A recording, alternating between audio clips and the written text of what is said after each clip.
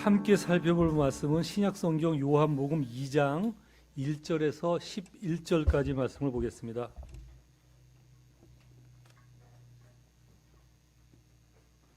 요한복음 2장 1절에서 11절까지 말씀을 제가 봉독하겠습니다.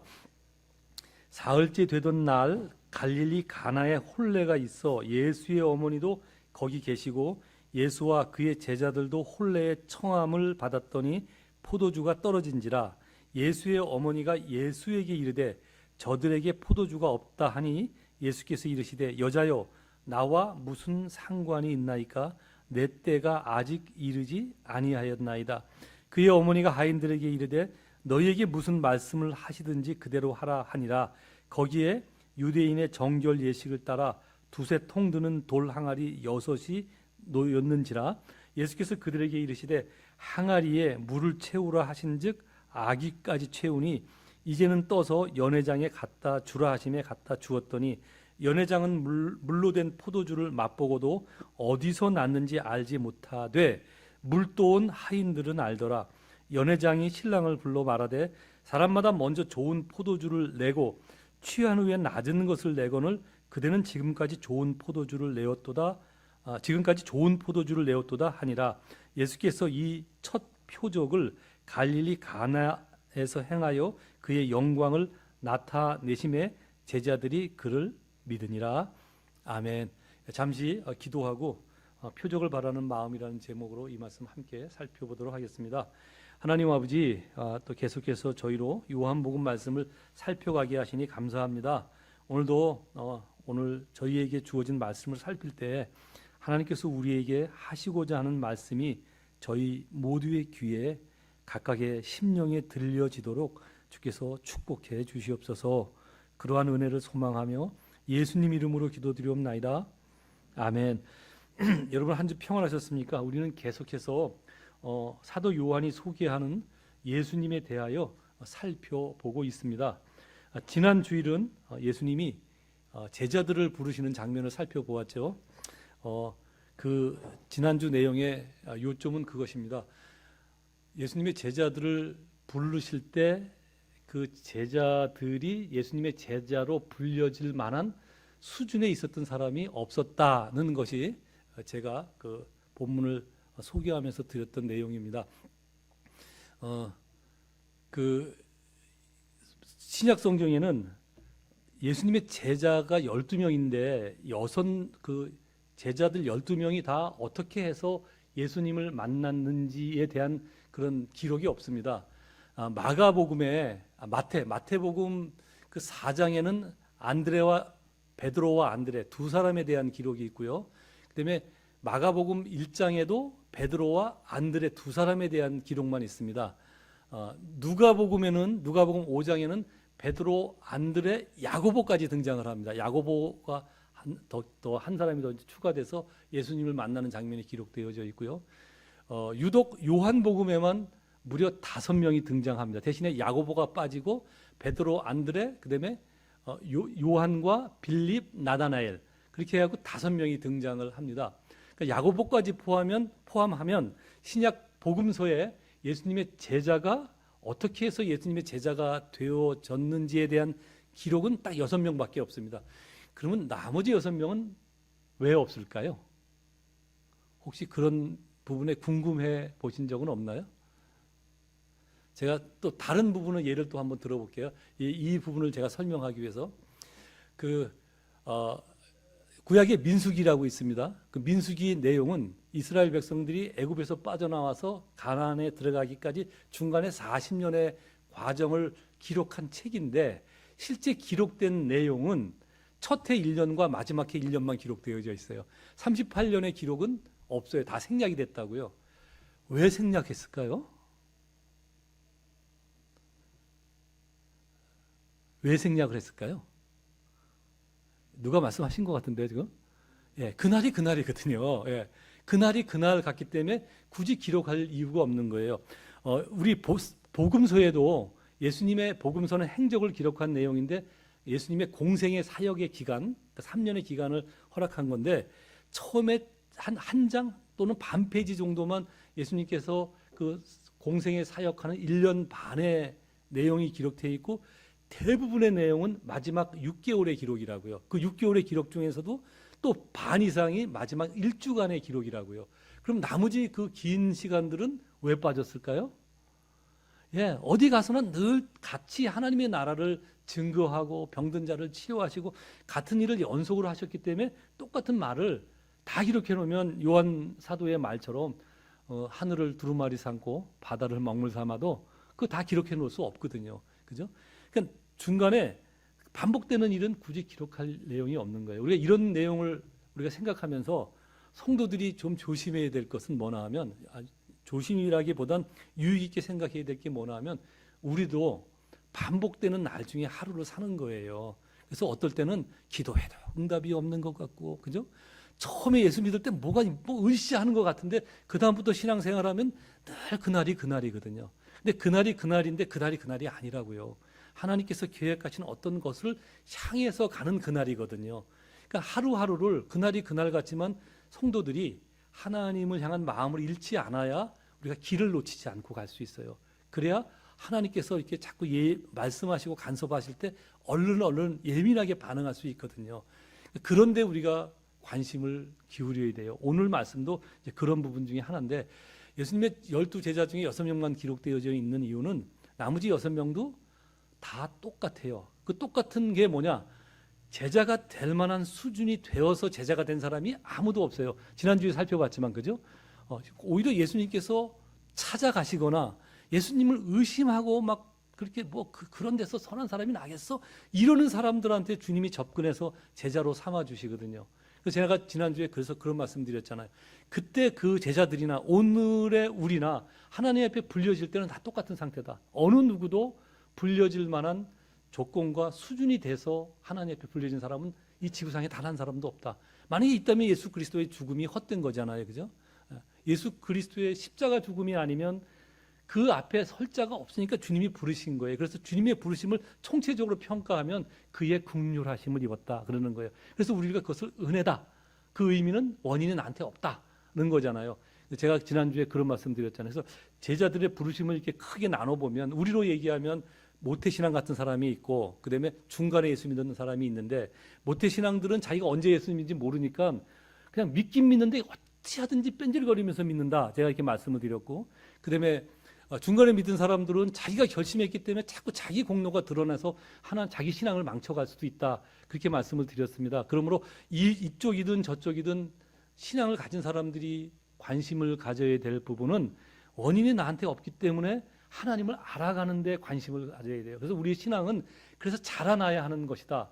기독교 신앙은 자라나는 과정이다라는 말씀을 제가 드린 거예요. 그러니까 소홀히 하면 소홀히 할수록 과정이 늦어지고 늦어지면 늦어질수록 주님이 양보를 안 하시기 때문에 여러분이 그 훈련의 시간이 길어질 수밖에 없다는 말씀을 드리고 싶습니다. 이게 성경의 말씀이에요. 왜냐하면 하나님이 양보 안 하니까. 사람은 적당히 하다 포기하거든요. 근데 하나님은 적당히가 없어요. 그가 그 성품에 대한 그 닉네임이 있잖아요. 그는 완전한 자라니까요. 그러니까 사람은 한 80점 하면 그래 됐어. 그만하면 B 정도로 통과시켜 줄게. 이러고 넘어가지만 주님은 그 순간이 아니면 그 훈련 다시 받아야 돼요. 그래서 제가 언젠가도 말씀드렸잖아요. 그 저작 이름이 기억이 안 나는데 전 참 그 감동 있게 본 책인데 아주 올드한 책인데요. 그 인생 훈련이라는 그 책이 있어요. 지금도 있을지 모르겠지만 하나님께서 인생을 살아가면서 분노의 훈련, 극복의 훈련, 어려움을 참는 훈련, 하여튼 한 20몇 가지로 훈련을 이렇게 분류시켜 놨더라고요. 그리고 인간으로 하여금 그 훈련을 다 겪게 하신다는 거예요. 자기의 백성으로. 괜히 괴롭히려고 그러는 게 아니잖아요. 그죠? 칭찬하시고 복 주시기 위해서 그 훈련을 겪게 만드신다는 거예요. 근데 어느 훈련에 도달하지 못하면 1학년 일반 통과 못하면 2학년은 못 올라가는 거예요. 그죠? 또 1학년 일반 또 유급. 그러니까 평생 1학년 1반에 머무르는 장로님도 계시니까고요. 2학년 1반에 머무르는 권사님도 계시다니까요. 그러니까 타이틀은 장로님이고 권사님이고 그런데 가만히 이렇게 얘기하는 거 보면 너무나 안타까워요. 권사님인데 그 자기 자식들한테 이거 되게 아주 유치한 예니까 이해하고 들으세요. 야 문지막이 앉지 마. 복나가 이러거든요. 예? 그 얼마나 그 하나님에 대한 신뢰가 그 열심히 있지만 그런데니까 그 마음 중심에 있는 하나님에 대한 알아감 이런 것이 얼마나 부족한지 우리가 잘 생각을 해봐야 됩니다. 그래서 지난주 그 제자들을 부르시는 예수님께서 공생의 사역을 시작하면서 첫 일이 제자들을 부르는 이 사건이었는데 그것에 대한 그 가르침을 장면을 우리가 살펴보았고 오늘 말씀은 이제 그 말씀에 이어서 본격적으로 예수님께서 메시아로서 사역을 시작하며 처음으로 세상에 당신이 하나님의 아들이심을 또는 메시아이심을 나타내신 사건입니다. 제가 본문 읽을 때 여러분도 뭐 생각하셨겠지만 주일학교를 다니는 분들은 대부분 알고 계신 내용이에요. 그죠? 유명한 사건이잖아요. 예수님께서 가나 혼인 잔치집에서 물로 포도주를 만든 사건입니다. 요한은 이 사건이 예수님께서 메시아로서 세상에 나타내신 첫 번째 표적이다. 그렇게 기록을 해 놓았습니다. 보통 우리는 이 사건을 그냥 예수님이 신적인 능력을 발휘해서 물로 포도주를 만든 아주 신비한 사건으로 그렇게 기억을 합니다. 그런데 그 내용을 관심 있게 보신 분들은 알겠지만 그 내용의 흐름이 좀 사실 매끄럽지 않아요. 어떻게 매끄럽지 않냐면 그 포도주가 떨어져 갖고 마리아가 그 예수님한테 야 이거 어떻게 포도주가 떨어졌어. 그랬으면 예를 들면 예 또는 노 그래야 될 텐데 분명히 노 그랬잖아요. 그죠? 여자여. 그것이 나와 무슨 상관이 있습니까? 내 때가 되지 아니했는데. 그랬으면 포도주를 안 만들어야 되는데 또 곧바라서 포도주를 만들어 놓으시거든요. 그러니까 좀 이상해요. 흐름이 좀 이상한데 어쨌든 물로 포도주를 만들었으니까 아멘 그러고 그냥 넘어가요. 그냥 모르는 건 믿습니다. 아멘 그러고 넘어가잖아요. 그죠? 그랬던 사건 중에 하나잖아요. 근데 사실 이 내용은 그 예수님이 단지 물로 포도주를 만드신 그 신비한 기적을 그렇게 능력을 세상에 알리기 위해서 이 사건을 기록한 내용이 아닙니다. 그보다 훨씬 더 복잡한 그 깊은 내용이 들어있다는 사실을 우리가 깨달아야 됩니다. 그게 뭐나 하면 그렇잖아요. 뭔가 이상하잖아요. 흐름이. 그죠? 뭐 거절하든지 예스하든지 분명히 거절해놓고 또 만드는 건 뭐냐고요. 근데 거절했는데 마리아는 또 뭐라고 그래요? 자인들한테 나가서 우리 아들이 뭐든지 시키는 대로 해. 또 그러거든요. 그러니까 이게 뭔가 흐름이 안 맞아요. 그죠? 뭔가 흐름이 있다는 거. 이건 우리가 좀 깊게 보지 않으면 이게 단지 그냥 물로 포도주를 만들었네. 오 신기하네. 포도주 맛있네. 그러고 넘어갈 사건이 아닌 것을 우리가 직감을 해야 된다는 사실입니다. 우선 이제 그럼 무슨 의미로 이 말씀을 하셨어요? 이 장면을 요한이 기록해 놓았을까 하는 장면을 하는 것을 우리가 조금씩 같이 살펴보도록 하겠습니다. 먼저 그 배경을 우리가 좀 알아야 이것이 이해가 되는데요. 갈릴리 지역의 가나라는 마을에 사는 어떤 집에 혼례가 있어서 예수님의 어머니 마리아와 제자들이 함께 청함을 받았다는 것입니다. 근데 이제 가나라는 마을은 정확히 위치가 어딘지 몰라요. 오늘날 뭐 이렇게 소위 말해 성지순례라고 가는 가나라는 동네가 있는데 거기일 수도 있지만 아닐 수도 있어요. 왜냐하면 가나라는 지역이 몇 군데가 있기 때문에 정확하게 거긴지는 잘 모릅니다. 어쨌든 근데 지금 내용으로 봐서는 나사렛에서 아주 가까운 지역에 있는 가나였던 것 같아요. 근데 이 본문 내용으로 볼 때 이 혼인 잔치가 그냥 동네 아는 사람의 혼인 잔치가 있어서 예수의 어머니 마리아가 참석한 것 같지는 않아요. 왜 그러냐면 그냥 동네 사람의 잔치였으면 일반적으로 엄마 마리아만 가면 되거든요. 그죠? 엄마 마리아만 가면 되는데 지금 누구까지 갔어요? 장성한 아들인 예수님이 같이 동행을 했고 예수님만 간 것도 뭐 그럴 수 있어. 그런데 또 제자들까지 데리고 들어갔단 말이에요. 그러니까 이것은 일상적인 것은 아니다라는 것을 우리가 눈치를 챌 수 있는데 그런 걸로 봐서 그냥 일상적인 지인의 잔치라기보다는 마리아와 굉장히 관계가 깊은 친척 집의 결혼일 것이다라고 학자들이 다 생각을 합니다. 그리고 또 하나 문제는 이제 잔치 연회를 벌이다가 포도주가 떨어졌는데 그냥 하객으로 참석했으면 포도주 떨어졌으면 안 먹고 나오면 되잖아요. 그죠? 근데 마치 자기 집의 잔치에 떨어진 것처럼 막 당황을 하고 황당해서 막 어떻게 할 줄 마리아가 모르잖아요. 그러니까 이런 점으로 볼 때 마리아와 깊은 친척 집의 잔치였을 것이다. 라고 생각을 하고 또 그러한 추측을 가능하게 만들어주는 근거가 뭐냐 하면 우리가 보통 이제 그 성경 66권을 정경이라 그러는데 정경 외에 그 암흑기 400년 그러니까 말라기서가 끝나고 신약 성경이 시작되기 전에 그 한 400년 기간에 쓰여진 성경들이 있어요. 그걸 보통 우리가 위경 또는 외경 뭐 위경 외경 구분하는 사람도 있는데 통틀어서 한 15권 정도 되는데 또는 가짜 성경 그래서 가경 이렇게도 표현합니다. 근데 그 위경에 어떤 내용이 나오냐면 그 혼인집이 예수님의 어머니 마리아가 여동생이 있었거든요. 언니가 있었고 삼남매였는데 그 동생 마리아의 동생 이름이 여동생 이름이 살로메인데 그 살로메 여기서 많이 들어보지 않았나요? 야고보와 요한의 어머니가 살로메잖아요. 그 살로메예요. 그 살로메 집의 잔치였다는 거예요. 그리고 또 어떤 위경은 그 잔치집의 신랑이 사도 요한이라 이렇게 기록해 놓은 그런 위경도 있어요. 그러니까 그런 것이 어디까지가 진실인지 잘 모르지만 어느 정도는 엄한 소리는 안 해놨다고 생각했을 때 그 잔치가 아마 예수님의 이모, 그러니까 어머니의 여동생이니까 이모겠죠.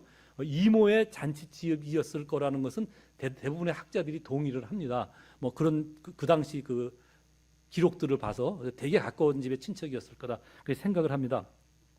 그래서 여하튼 그래서 예수님과 마리아가 그 혼인 잔치에 중요한 친척으로 참여한 것이죠. 그런데 문제가 생겼잖아요. 뭐 왜 문제가 생겼는지 잘 모르지만 어쨌든 포도주가 떨어진 거예요. 그러니까 수요 예측을 넘어섰을 수가 있죠, 그죠? 뭐 대략 한 100명 참여할 줄 알았는데 갑자기 한 150명이 왔을 수도 있고 그럴 만도 한 게 예수님이 혼자 갔으면 제자들까지 사흘 전에 5명까지 데리고 와서 제자들도 얼마나 먹었겠어요, 그죠? 아무것도 안 하고 먹었을 테니까. 여하튼 그 포도주가 이렇게 갑자기 떨어졌어요. 그러니까 이제 그 당황을 누가 했냐면 예수님의 어머니 마리아가 한 거예요. 그래서 그 마리아가 왜 이렇게 또 이렇게 약간 오바를 했지? 이제 그렇게 생각할 수도 있는데 제가 이제 그 설교 준비를 하면서 그 돌아가신 오카는 목사님 설교도 그 보니까 유튜브에 떠 있더라고요. 제가 그 부분도 들어보니까 오카는 목사님은 어쩌면 마리아가 그 음식 중에 그 포도주를 나누는 그 역할을 맡지 않았을까 그렇게 생각하는데 충분히 개연성이 있는 것 같아요. 왜냐하면 뭐 포도주만 떨어졌겠어요? 음식이 준비한 게 떨어지면 다 떨어졌을 텐데 지금 포커스가 어디에 맞춰져 있냐면 포도주에 맞춰져 있으니까 아 마리아가 포도주를 맡았을 수 있겠다 하는 생각을 제가 했어요. 뭐 어쨌든 뭐 그까지 그렇게 난리가 나서 이제 그 예수님의 어머니가 급하니까 이제 예수님한테 야 이 포도주가 뺐어 어떻게 하면 좋지? 어떻게 하면 좋지? 네가 좀 도와줘야 되지 않겠냐? 그렇게 얘기를 한 것이에요. 근데 예수님이 뭐라 그래요? 여자여 그것이 나와 무슨 상관이 있나이까?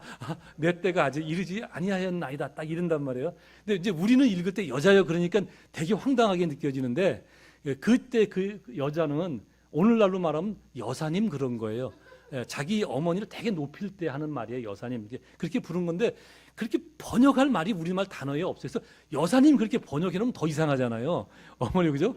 그러니까 그냥 원어를 웬만하면 변경시키지 않고 그냥 여자 이렇게 해놨는데 굳이 우리말로 번역하면 어머니 그런 얘기예요. 어머니 엄마 안 그러고 이제 어머니 그런 거예요. 높인 거예요. 엄마 그게 아니라 어머니 그것이 나와 무슨 상관이 있습니까? 이렇게 말한 거예요. 근데 참 이상하잖아요. 그것이 나와 무슨 상관이 있습니까? 내 때가 아직 이르지 아니하였는데 그렇게 말을 하는 거예요. 여기서 때는 무슨 때를 말하는 걸까요? 예수 그리스도가 메시아로서 십자가를 지시는 그때를 말하는 거거든요. 그걸 어떻게 하느냐? 이후로 예수님이 한 6번 정도 그 말씀을 하세요. 근데 그것이 다 이어보면 그것이 결국 어디로 연결되냐면 예수님이 십자가를 지시는 그때를 향해서 계속 예수님께서 말씀을 하시거든요. 그러니까 아직 내 때가 이르지 않으니까 내가 메시아로서 사역을 시작하는 그때가 아직 이르지 아니하였는데 메시아로서 어떤 능력을 뭐 어떻게 표현하든 그것을 나타날 때가 되지 않았는데 왜 그것을 나한테 부탁을 합니까? 그게 그 집에 포도주 떨어진 게 나하고 무슨 메시아 사역, 그러니까 정확히 말하면 메시아 사역과 무슨 상관이 있습니까? 그런 뜻이에요. 내 때가 아직 이르지 아니하였나는 그러니까 포도주가 없어서 그것을 채워주는 것이 내가 메시아로서 사역을 시작하는 것과 무슨 상관이 있습니까? 그렇게 안타까운 마음을 어머니한테 얘기한 거예요. 근데 그럼에도 불구하고 어머니는 그래도 내 아들이니까 뭐 들어주시겠지. 뭐 그랬던 것 같아요. 제가 보니까.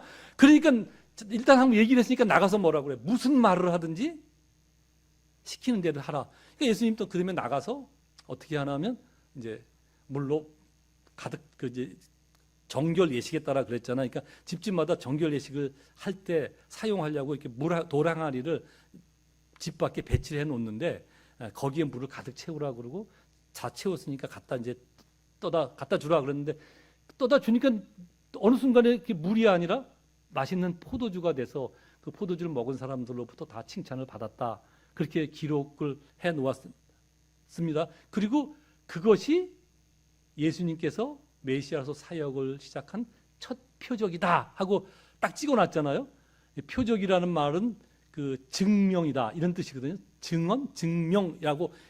그러니까 그렇게 세메임 원어로 어쨌든 그렇게 번역을 하는 게 굳이 번역을 하자면 그가 하나님의 이신 것에 대한 증명이었다. 그렇잖아요. 왜냐하면 포도주로 물로 만들었으니까. 이건 창조 사역인데 이 창조 사역은 하나님만 할 수 있는 거잖아요. 그러니까 그것의 증명이었다 이렇게 기록을 해놓고, 근데 여기서 우리가 놓치지 말아야 될 거는 뭐냐면 그래서 그 결과 어떤 일이 벌어졌는지에 대한 거예요. 그것이 우리 오늘 읽은 본문의 11절 말씀입니다. 11절 말씀 같이 읽도록 한번 해보겠습니다. 11절 시작. 예수께서 이 첫 표적을 갈릴리 가나에서 행하여 그의 영광을 나타내심에 제자들이 그를 믿으니라. 제자들이 그를 믿었어요. 뭘 믿었다는 거예요? 힘세네, 능력 있네. 그 믿음을 말하는 것이 아니잖아요. 그가 하나님의 아들이심을 믿었다는 거예요. 그 표적으로 나타난 결과가 바로 그거예요. 그러니까 우리가 이 부분을 놓치면 안 돼요. 근데 여기서 우리가 이제 하나 이 문제를 풀 때 놓치지 말아야 될 거는 그런 거예요. 예수님의 어머니가 그러면 예수님 앞에 그걸 부탁할 때 예수가 내가 낳은 아들이지만 30년 동안 나와 같이 잘 효도하면서 살았는데 왜냐하면 예수님이 자랄 때 하나님과 사랑 앞에 사랑스러워 갔다고 누가가 기록하고 있거든요. 그리고 보면 굉장히 효도하면서 컸던 것 같아요. 그러니까 아주 부모의 마음을 기쁘게 해드리는 아들이었던 것 같아요. 근데 그렇게 아들로 큰 순간 어느 날 여자여 그것이 나와 무슨 상관입니까? 이렇게 이제 마음을 아프게 했는데 그 마리아가 예수님이 그 메시아인 것을 어느 정도 또는 많이 알고 있었을까요? 모르고 있었을까요? 그 부분을 놓치면 안 돼요. 그 부분을. 그것을 알고 있어야 이 문제가 해결이 된다고요. 어떻게 아냐면 누가복음은 그 예수님의 어린 시절에서부터 중간의 과정을 중간중간 기록해 놓은 누가에 의하면 예를 들면 예수님께서 딱 임신했을 때 출산했을 때 천사가 나타나서 보라 다윗의 동네에 오늘날 구주가 나셨느니라 하는 얘기를 들었고 그것을 기억했더라 이게 기록해 놓았거든요. 근데 기억했다라는 그 동사가 그게 일회성 동사가 아니라 계속 되어졌다는 동사거든요. 그러니까 마리아는 계속 그것을 마음에 품고 있었다는 얘기예요. 이게 내 아들이지만 또 알잖아요. 내가 남자를 통해서 낳은 것이 아니라 성령에 의해서 잉태된 것을 누구보다 마리아가 알고 있으니까 늘 아들이 누구인가를 늘 이렇게 가슴에 품고 있었다는 거예요. 그리고 그 중간에 그것을 드러내는 사건도 또 하나 있었잖아요. 그 청소년 때 예루살렘 성전에 왔다가 이제 예수님의 어머니가 자기 동네로 돌아가는데 하루길을 따라오는지 모르고 가다가 보니까 없어요. 그래서 다시 돌이켜 와서 이제 예수님을 성전에서 찾았는데 예수님이 성전에 계시면서 그 대제사장하고 막 논쟁을 벌이면서 예수님의 어머니가 너 어떻게 여기 있냐 그러니까 예수님이 뭐라 그래요? 왜 내가 아버지 집에 있어야 되는 거를 왜 몰랐냐 그런다고요. 사람 같았으면 깃방맹이 매겼죠. 그죠? 안 그러겠어요? 깃방맹이 돌리지 그걸 가만 놔둬요. 그따 소리 하는데. 그러니까 그런 얘기를 하는데도 뭐 깃방맹이 안 돌리고 그냥 놔두잖아요. 그러니까 마리아가 예수가 누구인가를 알고 있었다는 흔적들은 성경에 쫙 기록이 되어져 있어요.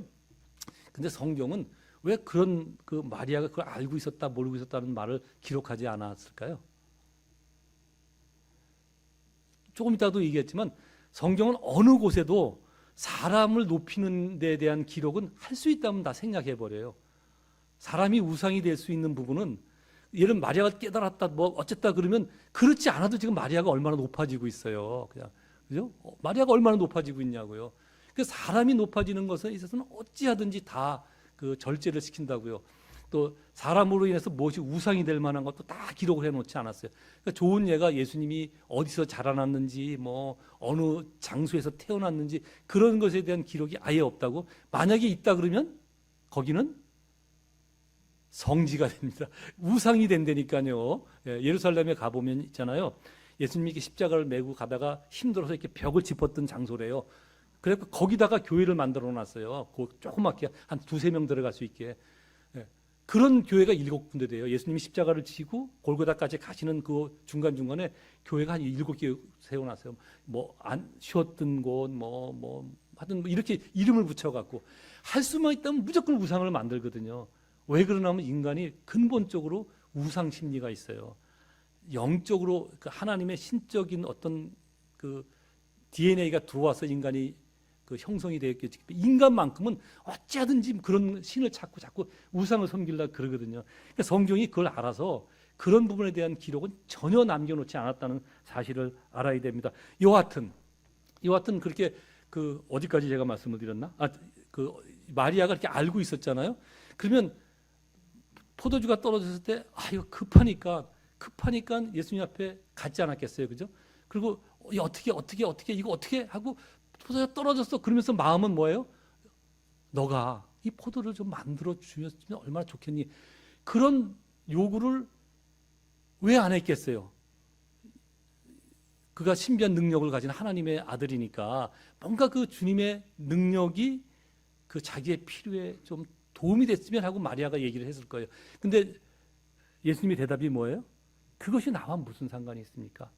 내 때가 아직 이르지 아니하였다. 그 말은 당시 그 포도주가 그 부족한 것을 채워주는 그것이 내가 메시아로서 사역을 시작하는데 그것 메시아 사역과 무슨 상관이 있습니까? 내가 메시아 된 것과 무슨 상관? 다시 표현하면 다시 좀 풀어서 설명하면 내가 메시아로서 온 것은 사람의 필요를 채우기 위해서 온 것이 아닙니다. 그런 뜻이에요. 여러분 그렇습니까? 안 그렇습니까? 맞아요. 예수님이 이 땅에 메시아로 오신 것은 우리의 필요를 채우기 위해서 오신 것은 아니에요. 그러나 정 급하면 국률이 여기서 채워는 주신다고요. 그러나 그것이 목적이지는 않다고요. 그래서 지금 그 사건이 그대로 드러난 거예요. 마리아가 채워달라고 그러니까 그게 무슨 상관이 있습니까? 그렇게 마음 아픈 고백 거절을 했으면서도 예수님이 그 기적을 그 요구를 들어요, 안 들어요? 들어주시잖아요. 또 마리아는 들어주겠지 믿고 나가서 시키든지 뭐든지 하라 그렇게 말을 했고 나가서 지시한 대로 하니까 포도주가 다 되어진 거잖아요. 근데 요한이 뭐라고 기록을 해요? 그것이 메시아로서의 첫 사역이다 이 얘기하잖아요. 그러니까 그가 메시아로 오셨는데 거기에 담겨진 내용을 또 하나의 첫 표적으로 만약에 표적이라고 생각한다면 예수가 이 땅에 메시아로 오신 이유는 우리가 이 땅에서 우리의 필요, 인간의 필요를 채우기 위한 것이 목적이 아닌 것에 대한 첫 표적일 수도 있어요. 그것을 담고 있다는 얘기예요. 그런데 여러분 보십시오. 그 이후에 예수님의 행적을 보면 그게 좀 더 분명해지는 게 그 이후뿐만 아니라 그 전도 마찬가지예요. 예수님께서 그 세례 요한으로부터 세례를 받으시고 그 다음에 바로 이어서 그 시험을 받으시잖아요. 마귀한테. 마귀가 시험한 내용이 세 가지가 있잖아요. 물로 돌로 떡을 만들어서 먹어라. 네가 너 능력 있잖아. 능력 있으면 한번 해봐. 라는 시험이었고 또 하나는 나한테 한번 절하면 온 세상을 다 내가 너한테 줄게. 그런 시험이었고 또 하나는 뛰어내려라. 그러면 하나님께서 네가 하나님의 아들이라며. 그럼 받아주실 거 아니야. 그런 시험이었잖아요. 그 모든 시험에 예수님이 하실 능력이 없었던 게 아니에요. 하나님의 아들이 아닌 것도 아니고요. 그죠? 다 할 수 있지만 주님께서 하나도 거기에 반응을 안 하셨어요. 왜냐하면 그것에 반응을 하면 그것이 메시아 된 것과 아무 상관이 없어요. 예수님의 그 자기 자랑밖에 없고 나 능력 있는 자야. 라는 것 드러내는 것밖에 안 되기 때문에 주님이 전혀 그런 것을 사용하지 않으신 거예요. 그리고 그 이후에 이제 첫 표적 이후에 예수님이 십자가에 돌아가시기까지 그 복음서에 기록된 예수님께서 행하신 기적이 35가지가 기록되어 있어요. 제가 신 것은 아니에요. 학자들이 다 세워놓은 거 제가 갖다 쓰는 건데 35가지 기적이 있는데 그 모든 기적 어느 하나 기적도 예수님께서 자기 자신의 영광을 위해서 기적을 사용하신 적이 없어요. 모든 기적은 다 하나님의 영광을 위해서 혹은 불쌍한 사람을 구원하기 위해서 가난한 병든 자를 치료하기 위해서 그죠? 다 어찌하든지 이웃을 가난하고 헐벗고 이런 사람들을 위해서 능력을 베푸셨지 자신의 능력을 나타낸 적이 없어요. 그러한 예는 나중에 십자가에서 돌아가실 때까지 이어져요. 여러분 아시겠지만 예수님 십자가에 돌아가실 때 우측에 달렸던 강도가 좌측 강도죠. 뭐 그 정확하지는 않은데 한쪽 강도죠. 한쪽 강도가 우리가 생각할 때 뭐 왼쪽 그러는데 성경은 정확하게 기록하고 있지 않아요. 어쨌든 한쪽 강도가 뭐라고 그 도발을 해요 예수님께. 당신이 하나님의 아들이면 한번 이 십자가에서 우리를 건져내봐 그러잖아요. 그러면 이게 그리고 한방 내가 한번 해볼까? 해볼 수 있는데 주님 전혀 그러지 않으셨어요, 그죠? 그러니까 자신의 능력을 드러내거나 자신의 영광을 위하거나 자기 자존심을 위해서 능력을 사용한 적이 한 번도 없어요, 그죠? 그것이 예수님께서 베푸신 모든 기적의 그 내용이라고요. 근데 문제는 그것이 첫 표적이다 이렇게 성경이 분명히 기록해 놓았는데도 불구하고 여러분이 한번 오늘날 우리의 생각으로 우리의 입장을 한번 생각해 보세요. 우리들도 하나님의 도우심을 바라는 마음이 있지요. 그게 없으면 여러분 신앙이 없는 거예요, 그죠? 하나님을 신뢰하지 않기 때문에 그런 생각을 안 하는 거거든요. 저는 했을까요, 안 했을까요? 주님의 도우심을 해도 엄청나게 했어요. 예. 저는 또 포장하기도 좋거든요. 목회잖아요. 하나님의 사역을 이라는 포장을 할 수 있잖아요. 그러니까 제가 맨날은 아니지만 정말 종종 하나님께 그런 기도했거든요. 하나님 나에게 능력을 확 주셔서 내가 한번 기도하면 그냥 병든 자가 확 일어나고 막 내가 한번 설교하면 막 수많은 사람들이 막 회개하고 돌아오고 그러면 나도 얼마나 내가 하나님을 영광을 위해서 하나님이 안 들어주시더라고요. 왜 안 들어주시나 하면 거기에 뭐가 숨겨져 있나요? 말은 포장은 하나님의 영광을 하나님의 교회를 그러지만 내가 좀 목사로서 세상 앞에 좀 이렇게 잘난 체하고 싶은 생각이 늘 있거든요. 없을 것 같아요, 제가? 제가 이렇게 선해 보여요? 안 그래요. 저도 똑같아요. 예. 저도 그런 마음이 있거든요. 그러니까 안 들어주시는 게 얼마나 감사하냐고요. 여러분, 바울이 그랬잖아요.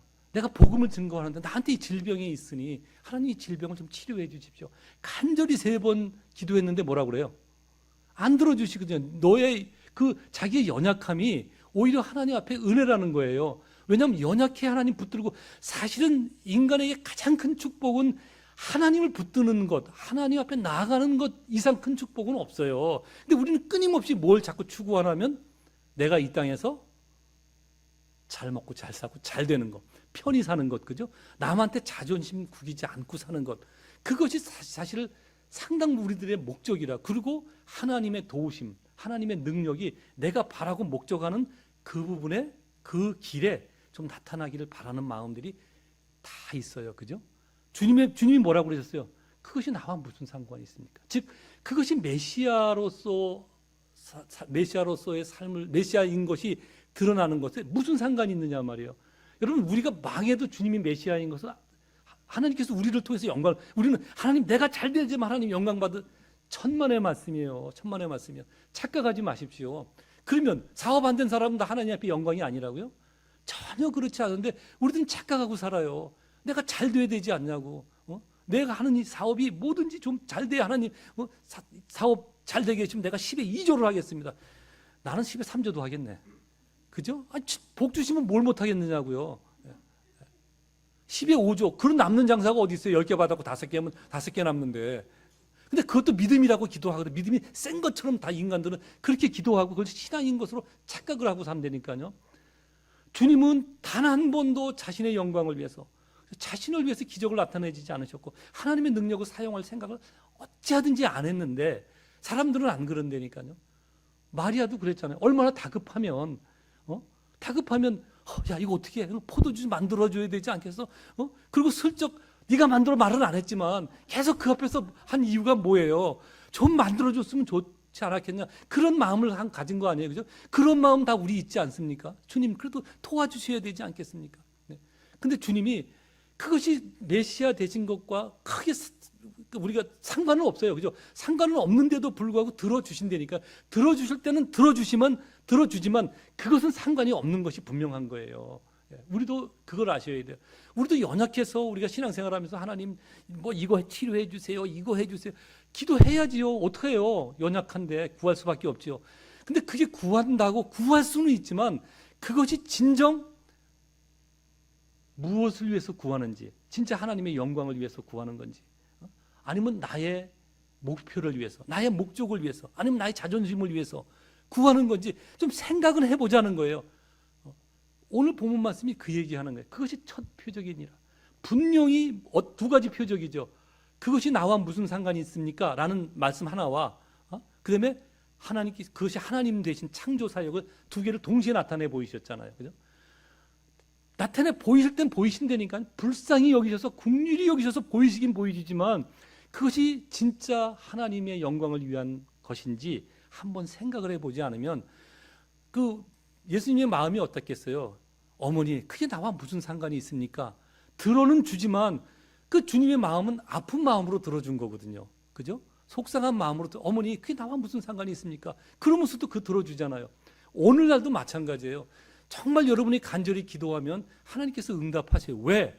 그분이 살아계시니까. 그분이 실제 살아 존재하시기 때문에 우리의 기도를, 우리의 신음까지도 그가 들으시니까 응답은 하시지만 주님의 마음을 아프시게 할 수 있어요. 아직도 모르겠느냐? 예? 우리 요한복음 조금면 빌립한테도 그 얘기하고 뭐 마태한테도 예수님이 그 얘기, 마태복음 보면 마태한테도 그런 얘기하거든요. 아직도 모르겠느냐? 아직도 모르겠느냐?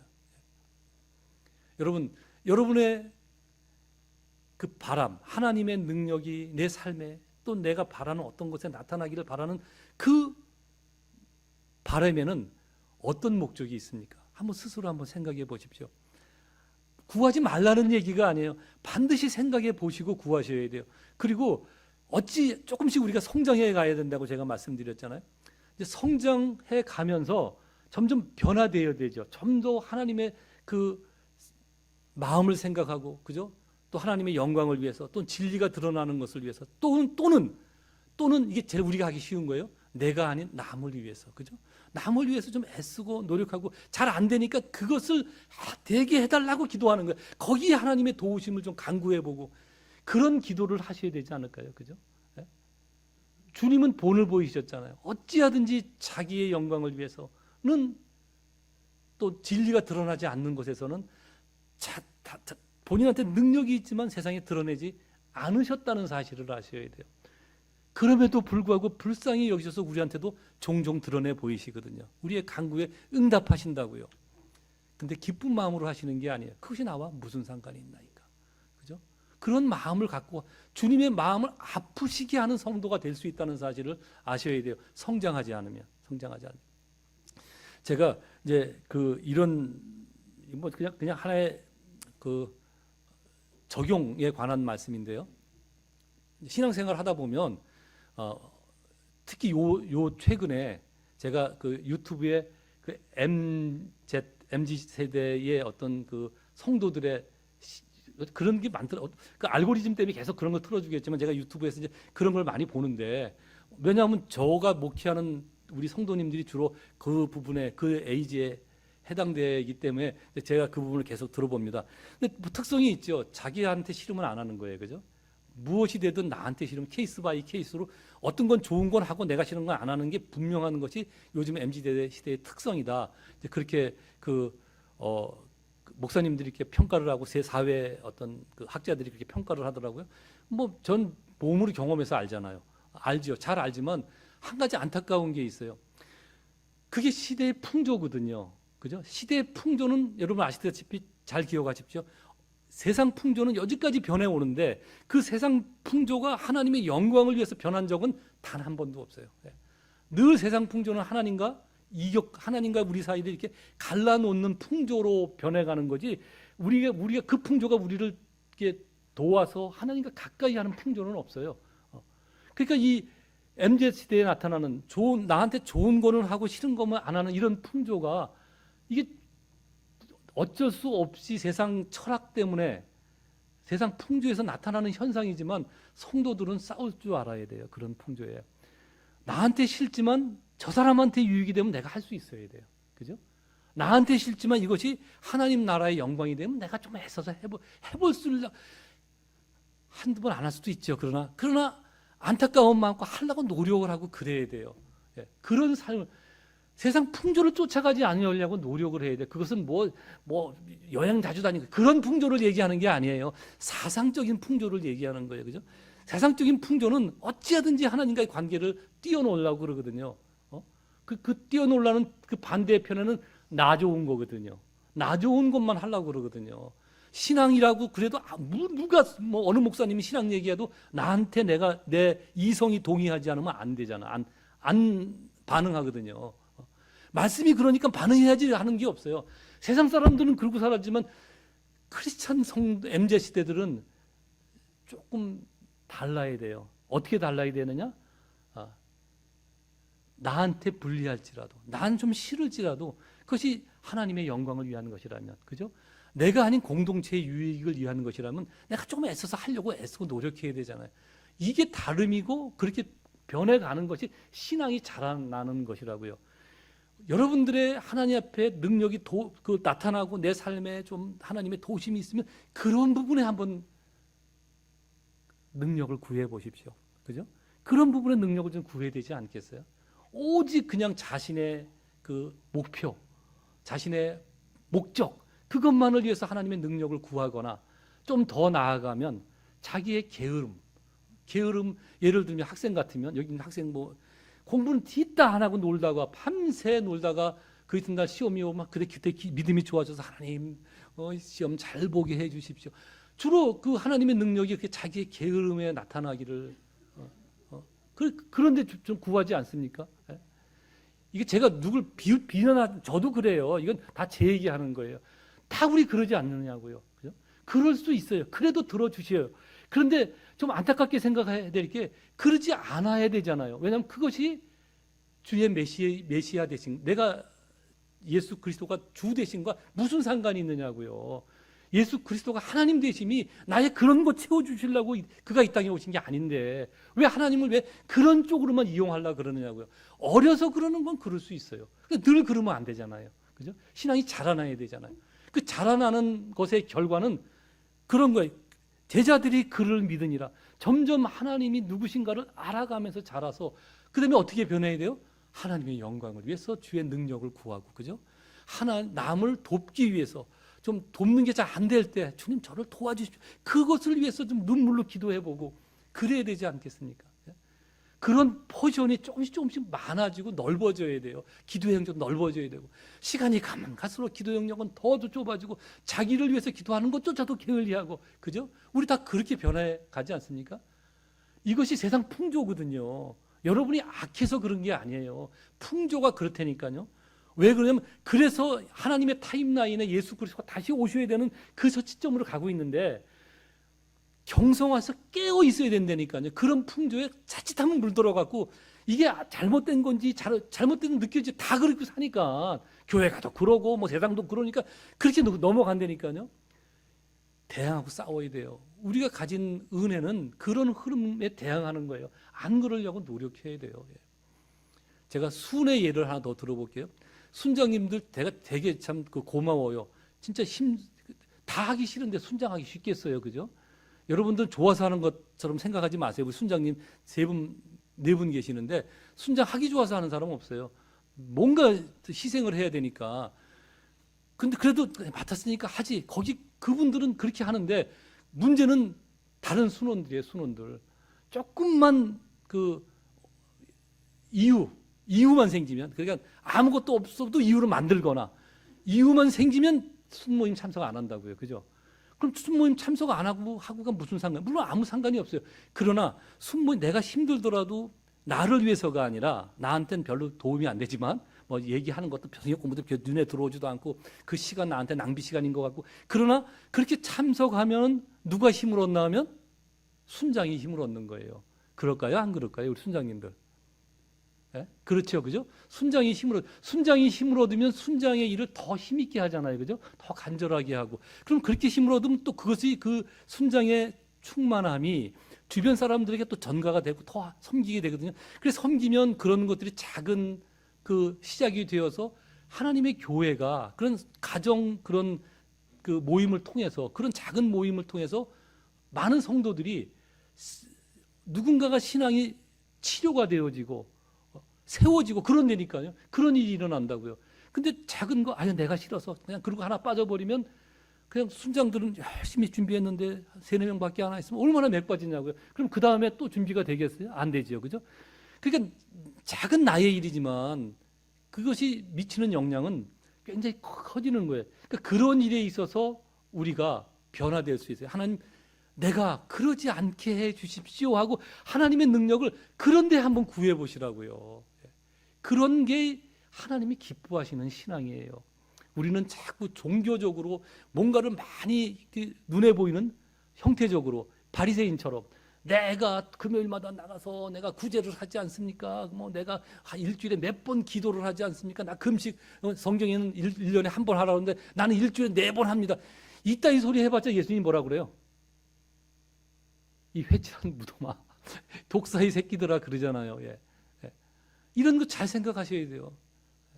정말 주님의 마음을 주님이 기뻐하시는 것은 그런 작은 마음이라고요. 작은 소자에게 물 한 그릇 떠주는 그런 마음. 예수의 이름으로. 그죠? 이런 마음이 내가 있는가? 그런 마음이 생기게 해달라고. 그런 영광을 위해서 주의 능력을 구하고 도우심을 구하고 그래 보라고요. 물론 여러분의 삶에 그 어려울 때 기도하세요. 예, 다 기도하신다고요. 뭐 어디 가서 어떡하겠어요? 우리가 기도할 때가 거기밖에 구할 때 거기밖에 없는데. 예? 그러나 종종 잘 생각해 보시라고요. 늘 그럴 때마다 내가 바라는 하나님의 도우심이 나의 무엇을 위해서 구하는 건가, 그죠? 청처가 없으면 마리아처럼 구해야죠. 어떻게 해줘야 되지 않겠냐, 그죠? 근데 예수님 뭐라고 하세요? 그건 나와 무슨 상관이 있습니까? 그러면서도 들어주시잖아요, 그죠? 들어주시지만 예수님의 마음은 아픈 거예요. 그게 무슨 상관이 있냐?